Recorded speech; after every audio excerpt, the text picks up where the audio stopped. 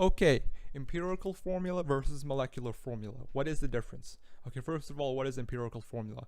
Empirical formula is the lowest terms you can have a substance in. And molecular formula is the actual representation of a single molecule. And that's a little bit, confusing, but here's a couple examples. I have 4 compounds here: glyceraldehyde, erythrose, arabinose, and glucose. Okay? Now, look at their empirical formula. It's all the same, okay? C3H6O3, that's glyceraldehyde. If we divided everything by 3, we would get CH2O. Okay, it's in the lowest proportions. Let's look at erythrose. Its molecular formula is C4H8O4. If we divided everything by 4 and got it to the simplest ratio, we would get CH2O. The exact same thing as glyceraldehyde. Same with arabinose. Divide everything by 5, we get CH2O again. And glucose, divide everything by 6, we get CH2O. So they all have the same empirical formula because the proportions of the elements with each other are all the same, but they have different molecular formula because they're fundamentally different molecules, okay? Let us look at glyceraldehyde. This is a glyceraldehyde. I'll just initial it, okay? So this is G, E, A, and GL. Okay? So that's a bit confusing. Okay, you can tell by this will be 3, 4, 5, and 6 based on the number of carbons they have, okay? So glyceraldehyde, this is a glyceraldehyde. It has 3 carbons. It has 1, 2, 3, 4, 5, 6 hydrogens, 6 hydrogens, and 3 oxygens.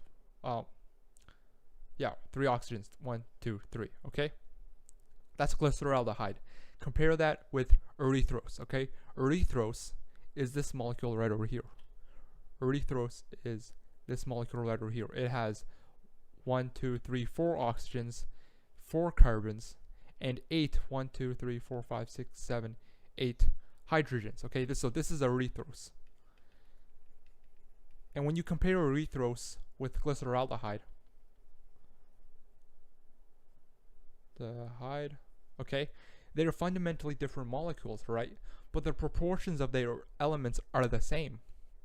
Does that sort of make sense? Okay, and same thing with arabinose. This is arabinose. You can see it has 1, 2, 3, 4, 5 carbons. Okay, now glyceraldehyde had 3 carbons, erythrose had 4 carbons, and arabinose now has 5 carbons, but they all have the same empirical formula because the number of oxygens and hydrogens also increased. But they're fundamentally different molecules with different properties. And finally, glucose, probably one of the most well-known organic molecules, ever. Glucose has 6 carbons, 12 hydrogens, and 6 oxygens. So all of these molecules are different, okay? They each have different chemical properties. They react differently. They, bond to different molecules differently, which is why they have different molecular formulas. But they have the same empirical formula because the elements are in the same proportion. And even if they have the same molecular formula, later on in the course, you'll see that even if they have the same molecular formula, they can have different properties based on the way they're bonded. Okay? But just keep that in mind. Empirical formula deals with proportions, okay? Think of lowest terms. And molecular formula represents how many elements in each per molecule, per compound, okay? Awesome. Now let's do some questions with empirical formula, and it actually has a lot to do with mass percent, okay? I'll show you the first question. A compound that contains only carbon, hydrogen, and oxygen is 48.64% carbon, 8.16% hydrogen, okay? So imagine you have some amount of, what did I write? Oh, there, this should be a Z, okay? So you have a compound that contains only carbon, hydrogen, and oxygen, and the XYZ represents the subscripts that we don't know. Okay, similar to like a compound like this. Okay, like CHO, we don't know these subscripts yet. Okay. Now what we can do is we can figure out the proportion of each of these elements based off of moles and molar mass. And like, how do you do? And you ask, how do you do that? Well, the first step is you assume the substance weighs 100 grams. Now we don't have to make it as we don't have to assume the compound that we analyzed. If we took a substance of this compound, we don't have to assume it's 100 grams. We could assume it's 80 grams. But notice how when we assume it's 100 grams, it makes these percents really easy to work with, right? Because now suddenly you know that in this 100 grams, 48.64 grams is carbon, right? Because it's 100 grams. The total compound is 100 grams. So if you have 100 grams of a substance and 48.64% of the substance is carbon, then you know 48.64 grams of carbon are in that 100 grams. Same thing with hydrogen. You can just figure out that, oh, okay, there's 8.16 grams of hydrogen in a 100 grams of the substance.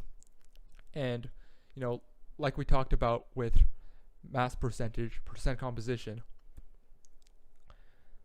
these percents must add up to 100. So we can find the percent of oxygen as well, which is just 100% minus 48.64% minus 8.16%, because we know the total percentage of these elements must add up to 100. My bad. So we can figure that out. 64 minus 0.0816, and we get 43.2%. Okay, so let me find my cursor. Okay, 43.2% oxygen. Okay, so let me write that down on my piece of paper I have right beside me so I don't forget. 43.2% oxygen. Okay, so we have all the percentages. Okay, so once we have the percentages, we assume 100 grams, and because we assume 100 grams, we can say that in 100 grams of this mysterious compound that we don't know, 48.64 grams will be carbon, 8.16 grams will be hydrogen, and 43.2 grams will be oxygen. Okay, because we determined that 43.2% of the mass inside that compound is oxygen. And this all comes from assuming 100 grams. We could have assumed 80 grams. We could have assumed 200 grams. If we assume 200 grams, we double all of these values. We double 48.64. We double 8.16. But why do you want to do that? Why do you want to make it, more complicated than it is? So we just assume 100 grams because that's easy to work with. Okay, so once we've done that, next we convert all of these to moles. Okay, in chemistry, a lot of things has to do with converting to moles, and you know how to do that. Moles is equal to mass over molar mass. Okay, the mass we have is 48.6 grams divided by molar mass of carbon, which is 12.01 grams per mole, and we get 48.6 over 12.01. We get 4.046. Okay, so 4.05. Okay, 4.05 moles. Okay, so it's saying this. All this is saying is that if you had 100 grams of a substance, you would produce you would have 4.05 moles of carbon in that compound, in that substance, in 100 grams of that compound. Same thing with hydrogen. You do this and you get a value of, let's see, 8.16 grams divided by 1.01, which is the molar mass of hydrogen, and you get 8.08. Okay, so we get 8.08 moles. And you do same with oxygen, you do 43.2. So how much mass of oxygen in 100 grams of this mysterious compound divided by the molar mass of oxygen, which is 16, you get 2.7. 2.7. Okay, awesome. And then what you do is, let me write these numbers down. You get 4.05 carbon, 8.08 hydrogen, and 2.7 oxygen. Okay, now you take these numbers, take 4.05 mole of carbon, take 8.08 moles of hydrogen, and finally 2.7 moles of oxygen, and you divide by the lowest number of each of these. So in this case it would be 2.7. 2.7 is the lowest number, so we divide by that. We divide all the numbers by 2.7. So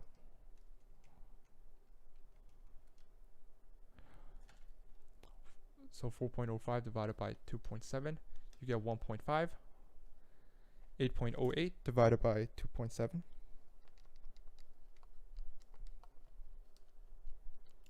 8.08. Let me type that into my calculator. You get 3. You get 3. Okay. And let me write that 2.7. And obviously 2.7 divided by 2.7, that's just 1. Okay. So now we have 1.5, 3, and 1. This is the ratio of carbon to hydrogen to oxygen. Okay. So we were almost there in finding the empirical formula, because remember, empirical formula is just talking about the ratio of the elements. But here's the problem. We have this 1.5 here. You know, an empirical formula, you never see C1.5 H3O, right? What you do see is C3H6O2. So you multiply everything by 2, and you get a nice ratio of 3 to 6 to 2. And this is the carbon in moles compared to the moles of hydrogen compared to the moles of oxygen. So that's the compound. You get C3H6O2. This is the mystery compound that we were looking for. Okay? That's how you deal with empirical formula. Now keep in mind, this is not the molecular formula, okay? The actual compound we had might have been C6H12O4. Okay, it might have been this. We can't tell. We don't know for sure yet. All we know is the empirical formula, the lowest common ratios we have is 3 to 6 to 2. And from that, we can figure, we have the empirical formula. We know nothing about the molecular formula. All we know is about the empirical formula, because empirical formula deals directly with the proportion of elements you have compared with each other. Okay? And, you know, once again, the reason we can do this is because we converted everything into moles. Okay, moles are really important because moles you can sort of think of it as a proportion of elements with each other, right? If you had 3 moles of carbon, you had 6 moles of hydrogen and 2 moles of oxygen, they would make 1 mole of C3H6O2, right? In this case, or it would make half a mole of C6H12O4, okay? You don't know which one. All you know is the empirical formula. You can make this much. And that's why by converting to moles, you can figure out the empirical formula.